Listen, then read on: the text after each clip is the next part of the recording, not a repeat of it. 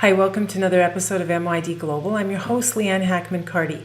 When a disaster like Haiti and earthquakes happens, a lot of buildings are damaged, whether it be infrastructure like roads, bridges, houses, commercial buildings, whatever it is. There's damage assessments that have to take place before it's safe for anyone to enter or to use that piece of infrastructure.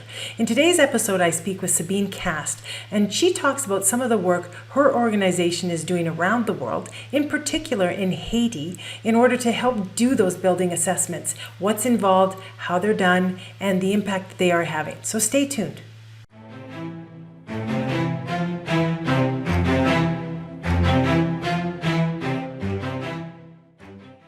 Hi, Sabine. How are you today? Very well, thank you. Thank you so much for the invitation. I'm thrilled to be here. Well, so before we get started, can you just tell us a little bit about your background? Sure. So I started in the human rights space, very passionate about children's rights, ended up working for Save the Children, getting trained in their operations program, humanitarian operations program. Was a young professional in the space and really wanted to, I was working with them in London, really wanted to get into the field, and then joined my current organization after the 2010 Haiti earthquake. 11 years later, we're still working there. And unfortunately and shockingly enough, there was another major earthquake disaster that hit, this very disaster-prone island nation in the Caribbean. Yeah. So tell me about, I understand you kind of work for two different organizations. Can you explain the difference and what each does? That's right. So I'm the director of international programs for Miyamoto International. We're a global multi-hazard international development firm, highly specialized in providing consultancy services to governments, municipal governments, even at the community level, a lot of business resilience work that you also do, Leanne. And there I lead the Humanitarian Assistance and International Development Office. We work a lot with the World Bank, with the US government, specifically the Bureau of Humanitarian Assistance with USAID. We work both on grants. So also a lot of our work the majority of our work actually, even on the business side, is at nonprofit. We're sort of a purpose-driven business, and sort of, our strategies, which is human impact, drive our, business decisions rather than sort of profit at the bottom line. And then, after the 2010 Haiti disaster, we established a nonprofit. So there are these two vehicles that, are sort of at our disposal to affect change.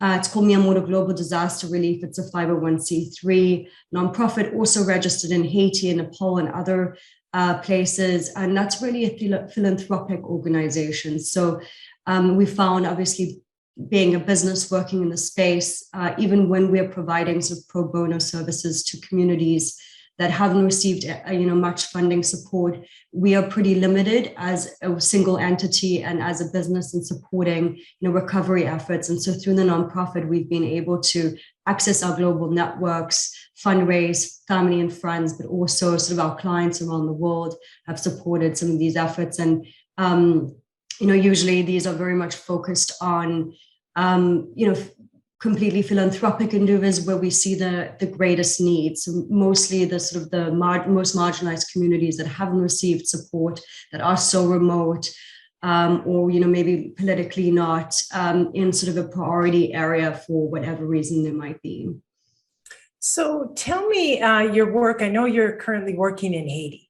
Can you explain to me the practical things? What exactly are you doing on the ground for the Haitian people?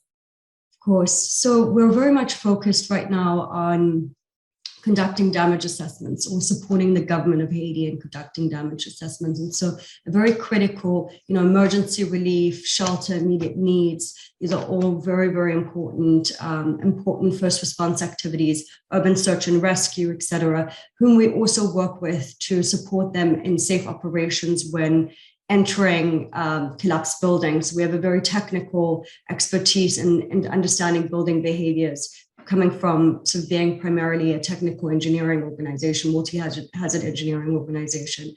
And right now, we're very much focused on supporting the government through the Ministry of Public Works in conducting damage assessments. And damage assessments are very important for three primary reasons. One, people are really afraid of going back into their building and require information. I think, COVID also showed us all, we all experienced a disaster, and like how important obtaining, information is to keep oneself safe. And similarly in earthquakes, your building might have cracks, there are aftershocks. You do not know whether or not it is safe to enter, whether your home is safe or not. And so providing this sort of life-saving information is really, really critical.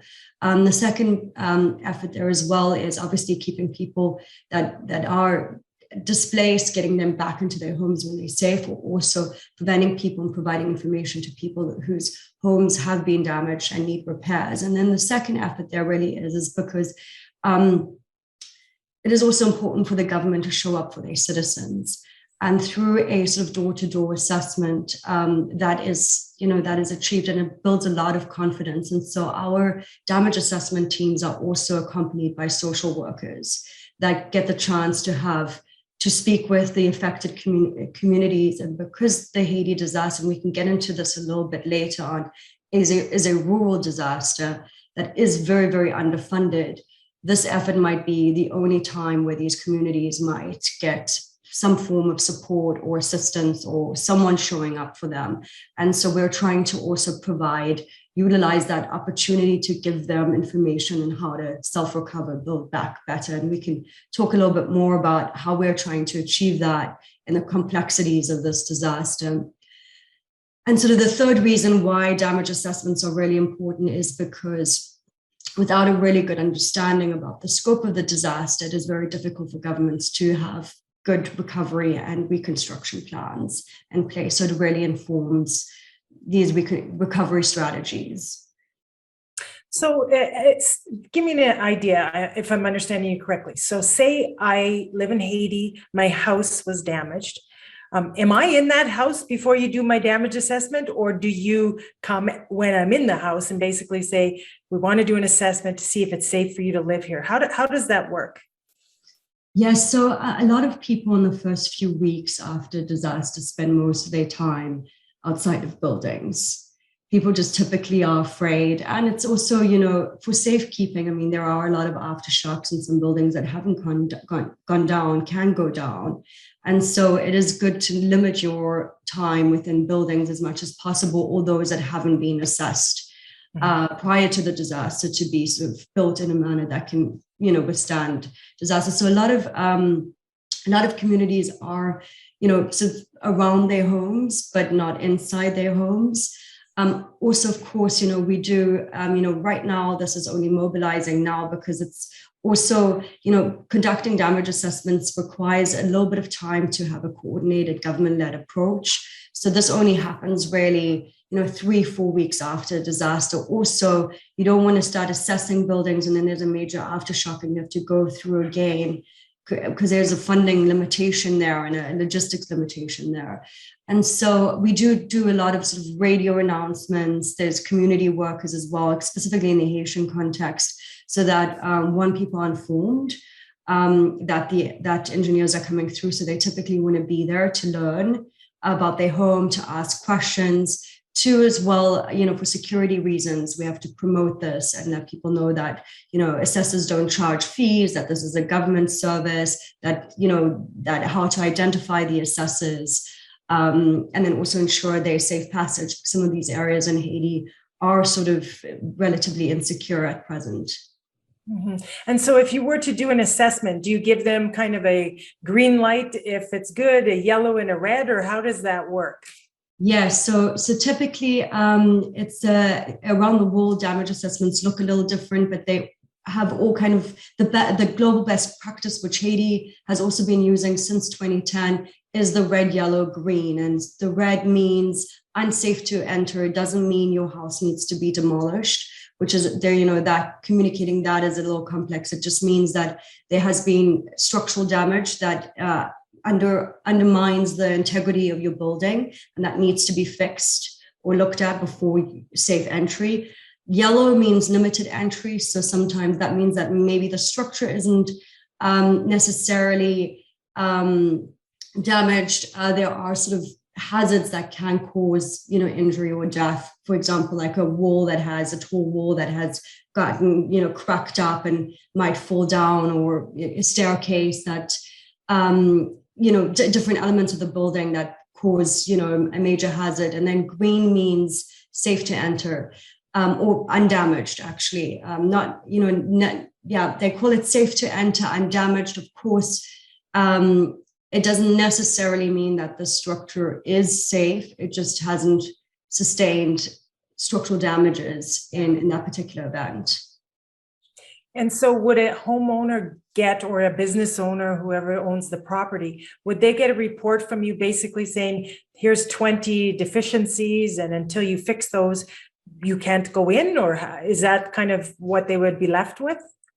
Yes, so there is a tagging that happens, and in Haiti, they spray paint it onto a wall of a building, and so you will see it's MTPTC, which means the Ministry of Public Works. It's the abbreviation for it, and so you will see when you're walking the towns of Haiti, like some of the affected towns now, you will see red, yellow, green along all the different buildings, the churches, and the schools, and it does provide quite a bit of information, and it shows a strong presence of the government, which is really, really important for people to feel that support and obtain that kind of information. Do you look at, outside of buildings, do you look at infrastructure as well? So bridges and those kinds of things, or no? Yes, actually, there's a bridge in, of course, we do look at that as well. There's a lot of roads that have been cracked. There's a lot of accessibility issues in the Haiti disaster. And I think that this is really what has made the response to the Haiti disaster really, really challenging, is damages to bridges. For example, there's a bridge in Jeremiah, which is one of the sort of secondary or largest cities within sort of the three departments in the south of Haiti that have been affected.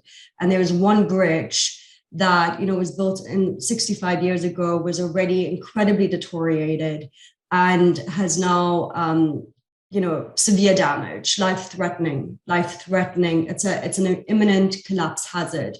However, it's the only bridge that connects hundreds of thousands of families to aid. And so we've spoken to a number of people that, do food distribution. They said, if that bridge would function, we could deliver, thousands of more meals to communities. We just are limited by having to fly and not knowing where to land.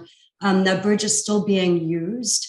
I think the government is doing their best in limiting the use by not letting cars or trucks pass, but there are still oftentimes like 100 people on that bridge, and it really is frightening, as that bridge could sort of collapse anytime, and the collapse mode would mean that it would flip over and sort of, potentially crush people. But it's a really important access point, and without any other solutions, the Haitian people will have to continue using that to get relief material across and ensure movement of the community. Yeah. Well, so if someone's watching this and has not heard of your group before, are there ways for them to get involved in some way? Absolutely. So we're actually involved in the bridge. We're supporting the bridge, the repair of the bridge. It's a very tricky project, in the sense that we've gotten the blessing from the Ministry of Public Works, that bridge belongs to them, to do sort of a risk mitigation repair. And we're looking at self-funding this through the private sector and through other forms. We've got Jose Andres, who's a really famous, incredible chef. He was there, we met with him. He actually was the one that flew us out there on our third day there. He's like, you got to look at this. This is, keeping me up at night. And so he's also supporting this effort.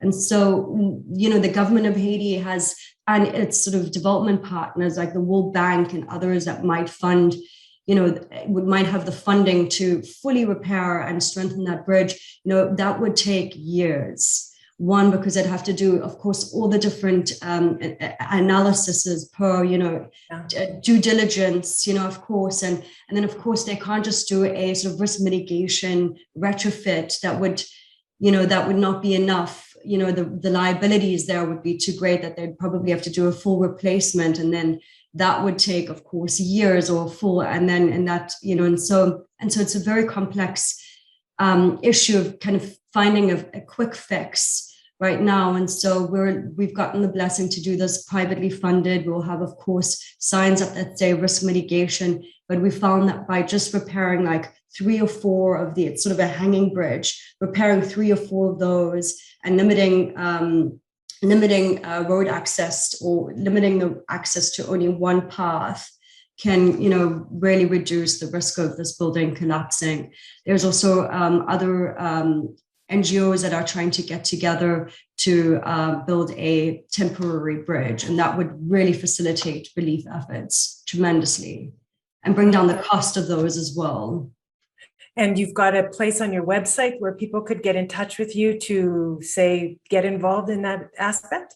Absolutely, yes. So we're just starting to also reach out, and so if there's an interest, on the nonprofit side, every dollar that is raised goes directly into the project because we take care of the overheads and we do all the services at sort of at own cost. These are just really how the nonprofit works. Is just having a vehicle in place to do such critical interventions that are not feasible, if you're working within sort of a more formalized humanitarian structure, I guess, if that's the right way of putting it. And so we do pick like the most, critical projects. We also have, birthing centers that have been damaged where, $5,000 of just getting that major wall and the front repaired would allow sort of the mothers to go back into the building. And so we have a ton of these, we've identified a ton of these needs,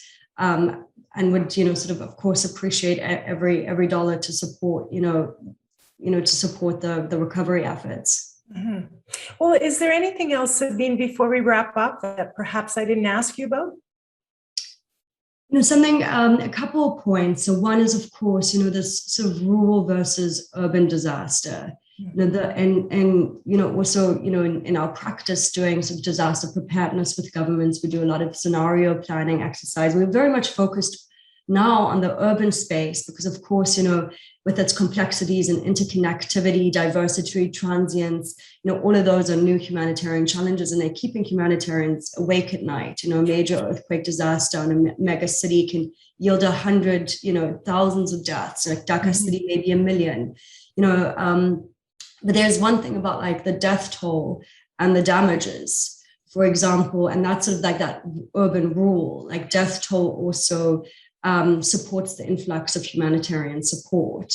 However, death toll doesn't always equal extent of damage.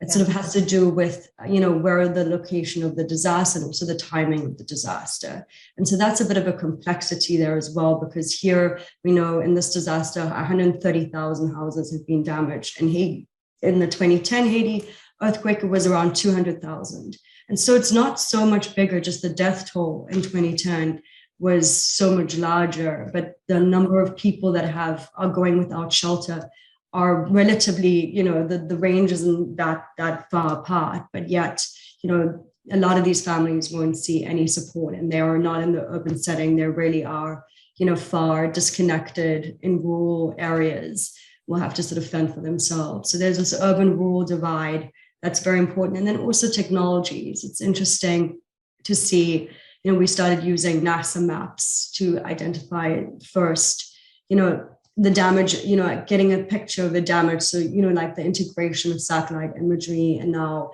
mapping out damages. And we're using that to design our sort of mobilization strategy with the government of getting damage assessment teams out. That's really interesting. And then also we're talking a lot about like, how can we provide these families information? How can we provide these families information when you can't really print, the damage assessment teams can't really print out 100 pamphlets and hand them out. Yeah. What is if these town hall meetings, maybe, but will they be there? Then do you have demonstration materials? And so now we're looking at, like, could we use barcodes? And through barcodes, you could access sort of cartoon line reconstruction, do's and don'ts when you're repairing your home, et cetera. And so we're looking at sort of the integration of these kinds of new technologies in supporting dissemination of information, also, navigating how we best can strategically approach our programs. Well, and that communications piece is always a challenge, right? I mean, if you have no electricity, no internet, how do you get to people, right? Mm-hmm. You do end up, it's walking door to door. It goes back, Yes. it's very traditional. You got to be very creative, I think, in those scenarios. So, well, Sabine, thank you so much for taking the time to let us know a little bit more about the work you're doing in Haiti and the damage assessment work you do, because I don't think there's a lot of groups like yours doing this type of work. So, it's very important, and I really appreciate you taking the time today. Thank you so much. It was a pleasure being here.